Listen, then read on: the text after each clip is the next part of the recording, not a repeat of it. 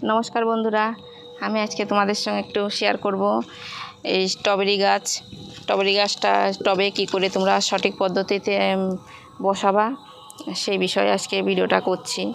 तो आमिও स्ट्रबेरी गाछ बसाচ্ছি। এই সময় বসালে কি হবে, ঠান্ডা তো বেশি আর দেরি নাই, এই সময় যদি স্ট্রবেরি গাছগুলো বসাই তাহলে গাছগুলো বেশ সুন্দর ঝাঁকড়া হয়ে যাবে আর খুব তাড়াতাড়ি স্ট্রবেরিগুলো ধরবে। তো দেখো আমি কিভাবে বসাই, আমি যেভাবে বসাই দেখি আমার গাছগুলো খুব সুন্দর হয় আর স্ট্রবেরিটাও ঠিক মতন হয়। তো দেখো ফুল গাছে আমি রাসায়নিক সার দিই, কিন্তু ফলের গাছে যে কোনো ফলের গাছে রাসায়নিক সারটা আমি ব্যবহার করি না। তোমরাও চেষ্টা করো জৈবভাবে ফল গাছটা করা। তার মানে আমরা বাজার থেকে যে সব ধরনের ফলগুলো খাই বেশিরভাগ রাসায়নিক সার দিয়েই সব করা থাকে। আর আমরা যদি বাড়িতেও যদি রাসায়নিক সার দিয়ে করি তাহলে একটু কেমন হয় না, রাসায়নিক সারটা আমাদের যত কম খাওয়া যায় ততই বেশি ভালো। আর বাড়িতে যদি জৈবভাবে করা যায় তো সেই সব গাছের খুব ভালো ফলের খুব স্বাদ হয়, টেস্টে ভালো হয়। এই যে এই ধরনের প্যাকেটগুলো নিয়ে আমার ছাদে তো শেড না, যদি শেড থাকতো তাহলে আমার বাড়িতে আর বছর কর চারাগুলো থাকতো, কিন্তু বৃষ্টির জল পড়লে স্ট্রবেরি গাছগুলো সব নষ্ট হয়ে যায়। তো এটা নার্সারি থেকে আমি এই চারাগুলো এনেছি, একটাই এনেছি। এটা বেশ ভালো। কিছু কিছু গাছ আছে সে কম দাম, যেমন 25-30 টাকাতেই তোমরা গাছ পেয়ে যাবা। আবার কিছু কিছু গাছ আছে 100 টাকা 150 টাকা এরকম করে দাম নেয়। তো এই গাছটা আমার দাম নিয়েছে 80 টাকা। গাছটা একটু দুর্বল ছিল, কিন্তু এই জাতটা ভালো, বেশ স্ট্রবেরিগুলো বড় বড় হয়।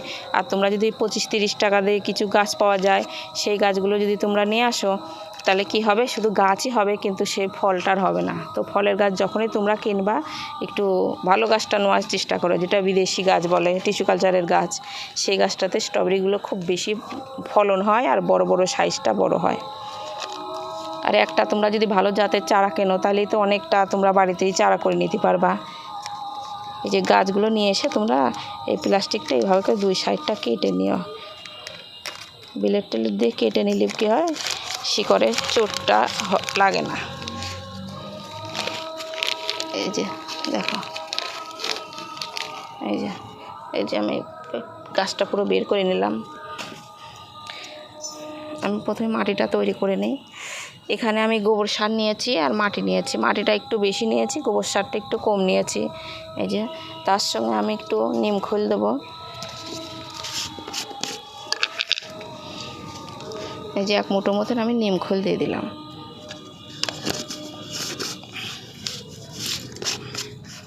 এক মুঠো মতন নিম খোল দিয়ে দিলাম। এটা একটা ম্যাগনেসিয়াম সালফেট দিয়ে দিই একটু ম্যাগনেসিয়াম সালফেট দিয়ে দিলাম 1 চামচা মতো। আর একটু অনুখাদ্য দিয়ে দিই। তো তোমাদের কাছে যদি থাকে তো দিয়ে দিতে পারো, না থাকলেও কোনো অসুবিধা নাই, আমার ছিল একটু দিয়ে দিলাম। এইগুলো দিয়ে গাছ বসালে কি হয়, গাছটা খুব তাড়াতাড়ি বাড়ে, ভালো বড় হয়। আর এটা একটু মাটিতে দেওয়ার হিউমিক অ্যাসিড, এটা মাটিতে দেওয়ার, এটা একটু দিয়ে দিলাম। আর একটু সিঙ্গেল সুপার ফসফেট একটু দিয়ে দিলাম 1 চামচা মতন। এটা দিলে হবে শিকড়ের জোরটা বেশি ভালো হয়। আর এর মধ্যে আমি হাড়কুচি শিংকুচি দেবো, সেটাকে কেমন করে দিই তোমরা দেখো। এই যে সরু সরু শিকড়গুলো আছে এর সঙ্গে যদি আমি হাড়কুচি শিংকুচিগুলো দিই তাহলে কি হবে, শিকড়গুলোতে ফাঙ্গাসও লাগতে পারে। তার জন্যই আমি একটু পরে দেবো। সেটা কিভাবে দিই আমি দেখো, তোমরা এখনই দেবো, টবের ধার দিয়ে দেবো। মাটিটা আমি সুন্দর করে আগে একটু রেডি করে নিই।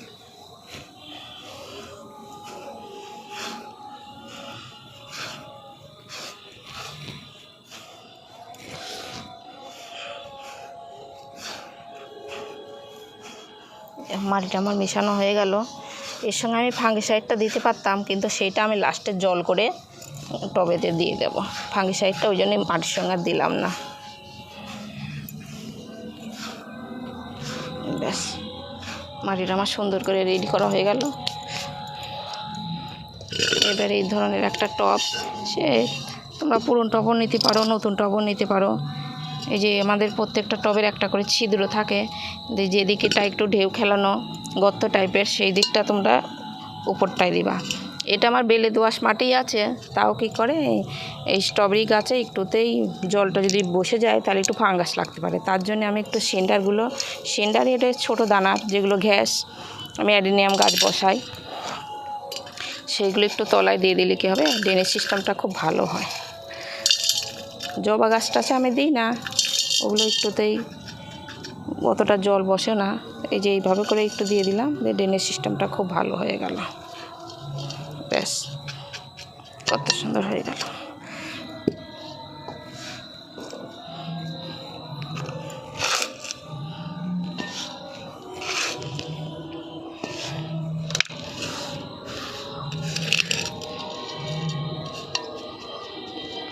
আমরা অন্য অন্য গাছ যেমন বসাই, ছোট গাছ নিয়ে এসে ছোট টবে দেওয়ার চেষ্টা করি, কিন্তু এটা স্ট্রবেরি গাছ একবারেই তোমরা গাছটা বসিয়ে দিবা বড় জায়গাতে, কিন্তু জল দেওয়ার সময় একটু ঠিক করে খেয়াল করে বুঝে শুনে জলটা দিও, জলটা যেন বেশি না হয়ে যায়।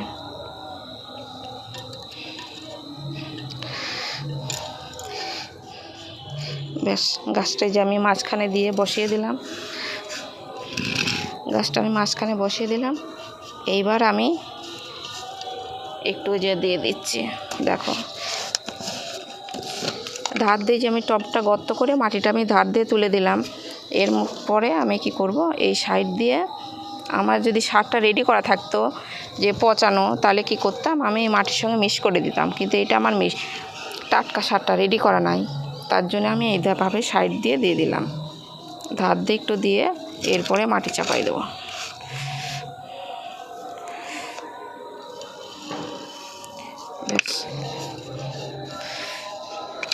এক মুঠো মতন আমি শিং চাচাটা দিয়ে দিলাম।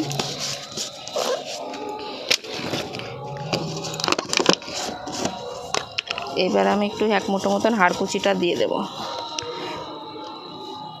এটাও বেশ সাইড দিয়ে দেবো, যেন তাড়াতাড়ি ওই শিকড়গুলোতে যেন না লাগে।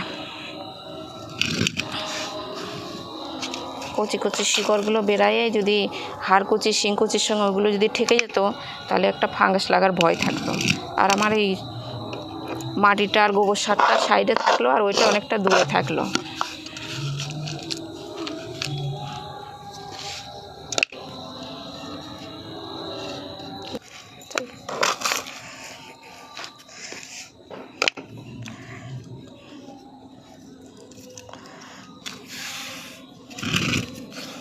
আর গাছটা বসানোর তোমরা খেয়াল রাখবা, যে অবধি আমার যে গাছটা বসানো আছে এর গোড়ার উপরে যেন আমি তোমরা যেন মাটিটা দিও না, মানে এই গাছের গোড়াটা যে এভাবে আছে থোয়া, এইটা যেন উপর দিক থাকে একটু, তাহলে কী হবে, ফাঙ্গাস লাগবে না।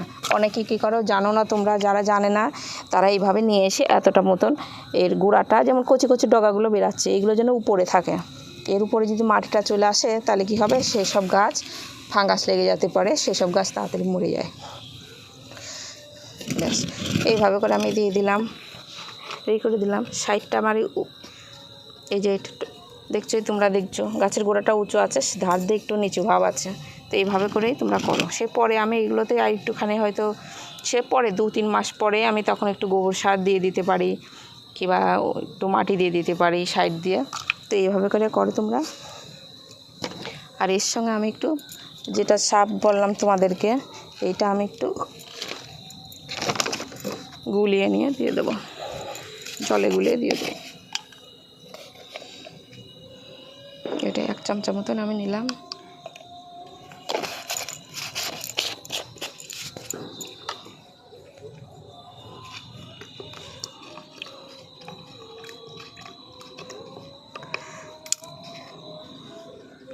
এই পাতাগুলোতে একটু করে ভিজাই দেবো, তোমরা যে এইভাবে করে দিয়ে দাও।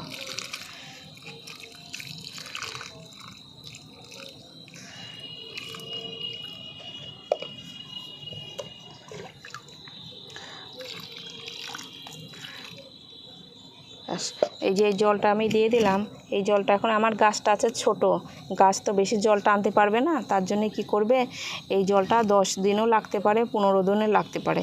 তোমরা আবার যখন জল দেবা, টবের মাটি যখন শুকাবে তারপরে তোমরা জল দেবা। আর এই টবে আমি অনেকটা পরিমাণে খাবার দিয়ে দিলাম, তারপরে তোমরা আর কোনো খাবার দেবা না। যেমন 1-1.5 মাস থাক, যখন দেখবা গাছটা খুব সুন্দর ঝাড় হয়ে গেছে, তখন থেকে তোমরা খাবার দিও। আর এই সময় অনেকেই ভাবতে পারো যে এখন তো গরম আছে, এই সময়তে কেন স্ট্রবেরি গাছটা লাগাচ্ছ, কিন্তু এই সময় যদি তোমরা লাগাও তাহলে কি হবে, ঠান্ডা পড়তে না পড়তেই তোমরা দেখবা স্ট্রবেরিটা পাবা। আর যদি অনেকটা পরে লাগাও তাহলে কি হবে, শীতের মধ্যে আর কয় মাস স্ট্রবেরি পাবা, তখন গাছটা বড় হবে, তারপরে গাছ স্ট্রবেরি হবে। তো এই সময়তে আমি লাগাই, তার জন্য একটা ভিডিও দিলাম যে তোমরাও যদি নার্সারিতে যাও একটা গাছ এনে এভাবে করে প্রতিস্থাপন করতে পারো। আর এই টব মাটিতে তোমরা রাসায়নিক সার কোনো সার দিবা না, যেমন পটাশ কিংবা ডিএপি কিংবা অন্য কোনো সার, সেটা তোমরা কিছু দিবা না।